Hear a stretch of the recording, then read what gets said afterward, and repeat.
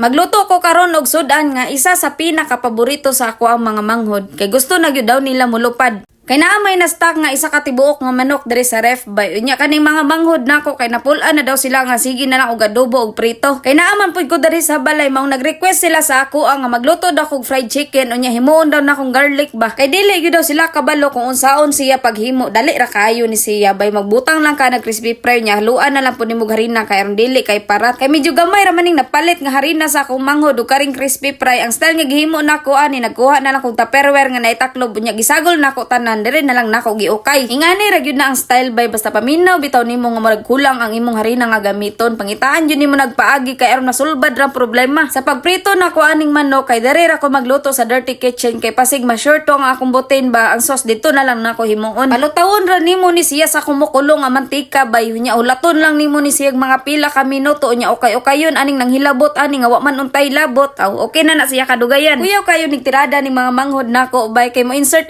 anang mga video na kay aron maingon po daw ba nga sikat pud sila usahay. Human og kaluto sa mga manok bay kay kinsagoy dili dali maluto diha nga kahoy ang gamit unya perting kusuga pag yun sa kalayo. Diretso na dayon ko diri sa gamay nga kusina bay nya diri na nako giluto ang sauce niya. Paminaw nako sa akong mga manghod bay kabalo sila muluto sa manok pero sa sauce maglisod sila. Dali ra gud kayo ni siya lutuon bay pero kailangan lang yun nimo siya tansyahon nya. Wa kabantay ang ate nako diri ba nga naka-vlog ko. Ingani ka sweet ang ako ang mga ate sa ako bay manggakos gyud. Sa ngalan nga garlic chicken bay daghanon gyud dapat na siya og ahos nya margarin lang pud ning gigamit nako bay kay aron lasado gyud kayo ni ba. Pagtilaw nako dihag okay na kaayo ang lasa niya wa nako nagduha-duha nga gibutang ning manok unya ingani na dayon siya kagwapa bay og lamion kayo. Sukad-sukad karon na lang pud ko nakaluto og nakaon aning garlic chicken kay katong last pud na akong gihimo ba kay wa ko nag-expect nga grabe kayo ang views sa ato murag nag 1 million siguro to. Karon dili na nako matubag ang pangutana nako nga naa sa ko ang utok bay kay nagpuro na lang maguning kabuang nasa video nako ba. Karon paminaw nako ang mga mutan-aw na lang gyud ani kaning mga tawo nga dili gusto maglaway sa ako kay magsige na lang gyud ako og palaway pero mutan-aw gihapon ambot naglibog pud ko. Parisan dayon nimo anang mangga nga perting tamisa diri sa mo ang balay bay dili na mawala ang mangga kada kaon kay perti na gyud baratuha karon lagi. Ultimo ang jatot lagi nga natulog pa karong udtuha nga gusto pa makatubo. Makamata na lang gyud lagi sa kahumot aning giluto nako nga garlic chicken. Kaingon lagi na dihag lami gyud lagi kay siya bay.